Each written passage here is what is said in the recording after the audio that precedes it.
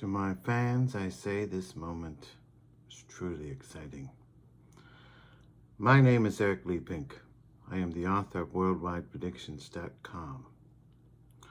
On July 4th and July 16th, 2014, we predicted ISIS would attack Paris. Not only Paris, but the soccer team, the soccer event, that particular event where the explosion went off. On August 3rd, 2014, we predicted the current war that we're in right now.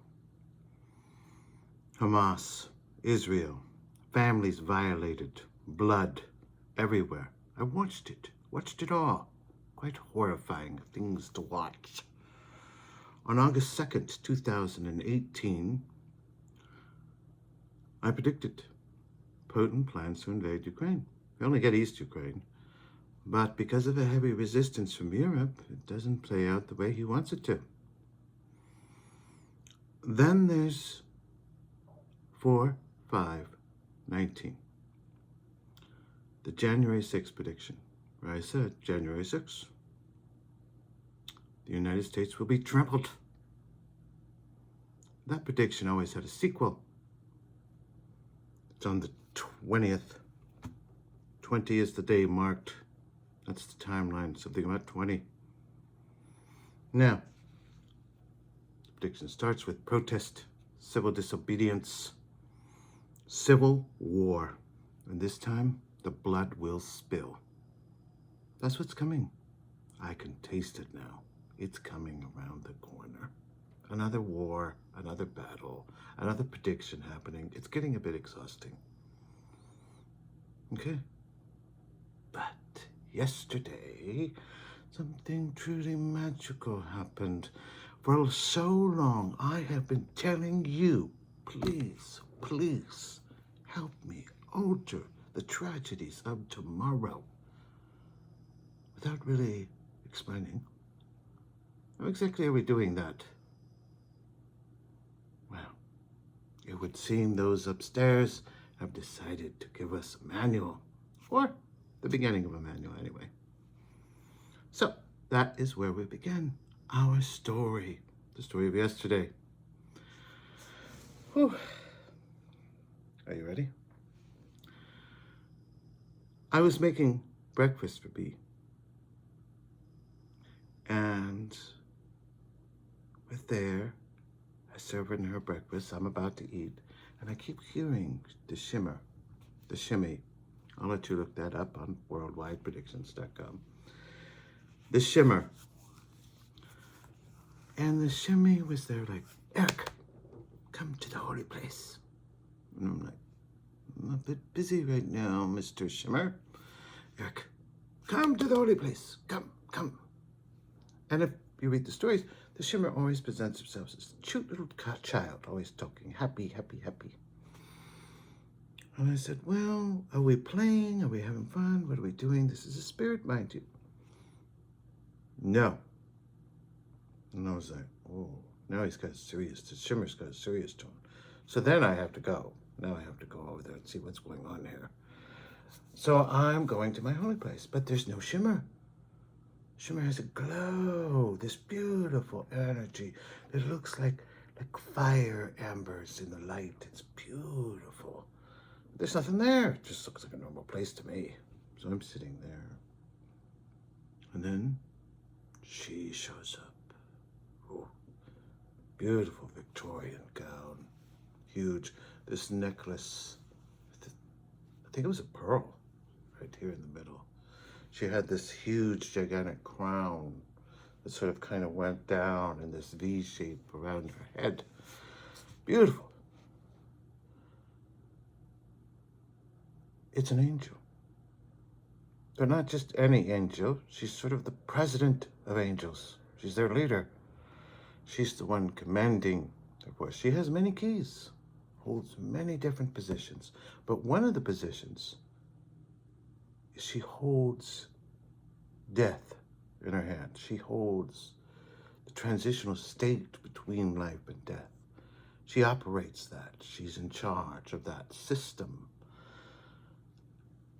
And so because of that, because she's an angel, And B, because, well, look at my work. Like, look at what I do for a living. You call Eric Leigh-Pink up and you say, Eric, I need a reading. Okay. I need to speak to my loved ones. Well, whose permission am I asking for?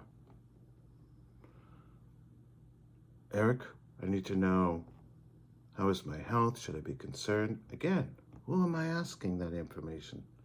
Like, this is the source of those information. She's at the top of the table, but the bottom line is she is the star. She's the top. So I have to pay her respect. I get on one knee and I held out my arm. That's the ritual that they do. I put out one arm to say, I am here to serve you. Secondly, this is an angel sitting at the highest of tables. I mean, this being sits right next to the Creator, for Pete's sake. Come on, how do you not respect that?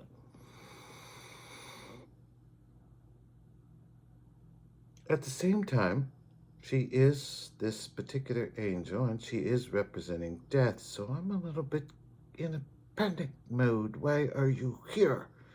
This cannot be good. Like, am I dying? Is my mother dying? Somebody dying? I mean, if you have to come all the way down here, something's happening. And then she walks up to me, my hand out. She tells me to rise. I can smell your trepidation. And I said, I do have it, I'm definitely a little bit nervous here. And she's like, no worries, there's nothing to be concerned about. This particular figure, in all of her forms, Mom, she always develops the role of Mom. And so she immediately comes up. Let me look at you, fix this. She like, let me just check to make sure you look okay. You're not going out like that now. Like, that's who she is. It's very weird. And so there's a sense of, she's fixing it. And then she looks at me and she says, I have a message from all the houses, all the dynasties, which means all the angels, which is really cool. You are our sword, and it's high time you act like it. And then she takes her arm. She says, do you mind taking a little old lady to that bench over there? Now, is she ancient? Absolutely. She's as ancient as it gets. Does she need help to the men's? Absolutely not. That's just some sort of joke that she's having. But she's being graceful. And so we take her to the bench, and immediately as we sit down, vision. I'm in a vision. And as the vision unfolds, it's like those old theaters where the doctor's in the middle giving the class, and all of this larger auditorium, wooden auditorium is around it. I'm in the middle. I'm stoically looking down. Sad, not just stoic, just looking down. And all of these people, huge, gigantic crowd, and they're all yelling at me. They're all like, you, how dare you? How dare you? And I'm like, what's going on here? And they're throwing tomatoes, and they're throwing lettuce and popcorn and peanuts, and they're just, and there's people up where the glass areas would be, and they're like, get him, do it more. And everybody's just throwing this stuff at me, and I'm thinking to myself, well, none of that looks good. Okay, whoo-wee. And I'm watching this, and then she steps back. And we're back on the bench, and it's just me and her, and she's still in her Victorian gown, just oh so stoked. And she's starting to take off her gloves. She's just there. I need a couple explain this thing. Some of you out there, oh, this poor sap, he thinks he speaks to angels. Doesn't he think he's special? Yeah, no, that's not what I'm saying here at all. You need to understand the power these beings hold. This is like the sun. That being is somewhere distant over there, right? And all I'm communicating with is a beam of light from this epic sun this being that comes down, and I'm like just one little beam of light. So think about that. This being, this angel, can communicate simultaneously wherever it wants to, all at the same time, because it just carries itself on beams of light. It's pretty cool. She comes back. She says, I want to talk about these media outlets. She means social media. They're there to evoke an emotion, to present an emotion, whether it be fear or dread or horror or happiness or anger. Their purpose is to sort of twist a little bit of emotion, and then you'll come back. That's what they do. You keep presenting your look logically. You keep presenting it in a logical manner. 4/5/19. I predicted January 6th. That happened. It's there. And yet January 6th is on 2021. Logical, right? I'm showing it to you like that. Please stop doing this. You need to evoke an emotion. So, then we went back. The vision continued. They're throwing things at me, but I can't see me anymore. I only see them throwing. And then as it panned back, I'm there in the middle stoically.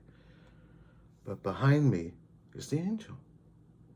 And she's dressed in a Victorian gown. She's looking at them like, yeah, keep throwing your things. You know, and she's there, and she whispers in my ears, be at peace, knowing you represent us.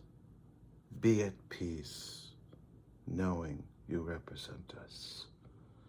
And all of these things are being thrown down. And she says, and now, reality happens. It always happens. All of the world predictions that we put out there that are the horrifying ones, the really bad ones, the really like, oh my goodness, that's happening. They always happen. And so in this particular case, we are expecting the 2nd January 6th to happen. And when that happens, you saw this vapor. Like you saw 20, and then all of a sudden, all of these people turn into this vapor. Like they weren't there anymore. And it all just sort of crumbled down. You see her like just snap her fingers, and there's the vapor, and all of a sudden it's all gone. We're in a desert, beautiful desert. I'm like, what happened? The prediction happened. You predicted this event. We showed it to you. What we want you to do is show them a mirror. It's not just about predicting the events. It's about showing those that would commit the act, this is what you're about to do. In the name of righteousness, in the name of what is right and correct, you are about to commit this horrible act. And to be clear on this point, when it comes to the spiritual realm, who is to blame for January 6th? Both sides. And both sides have a role, but the radicals are the ones at the center. And it's the radicals we aim to put these predictions to. We're going to say, hey, here's January 6th. Here's the next one that's going to happen. If you continue down this path, this is what's coming. Go back to love. That's her message. Go back to breaking bread with your neighbor. Think about that Titan. Breaking bread with his mortal enemy. That's what these faiths teach us. Is to sit down, discuss your problems. No one is doing that. No one. Yeah, all turned it, and nobody's even sitting down anymore.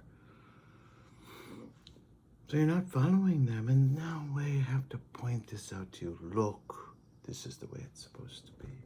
So that's what we aim to do. Both to help stop the moment from happening.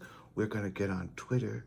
We're going to get on every social, Facebook, whatever the case may be, and present this prediction to those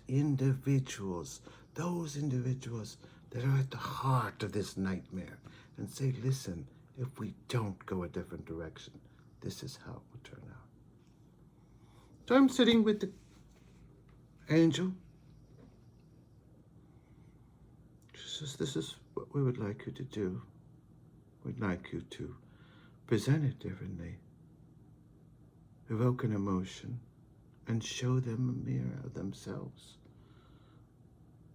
And when it happens, and the dust settles, there'll be a whole different group of people now reading your work. And then we continue.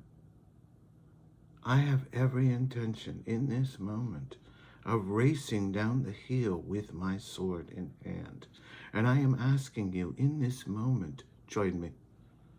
Help me do this. Whatever way you see fit. But this time, I'm not just going to watch as what I predict endlessly happens in horror. This time, I'm going to make an effort in every way, in every form, to stop the moment from happening. And they, for the first time, are giving us very clear instructions on how exactly we should do that. It's very exciting. And something tells me this is just the beginning. Coming back to the story, I'm sitting down there with her. She's got her gloves off now. And immediately switches to mother mode. I'm like, what? Stop eating so many cookies. You ate a whole tray yesterday. Ugh. Well, dear, I have to go. She taps my knee, gets up, and like vapor, disappears. My name is Leigh-Pink, and we are at the beginning of a new chapter in Worldwide Predictions. Thank you. Join us.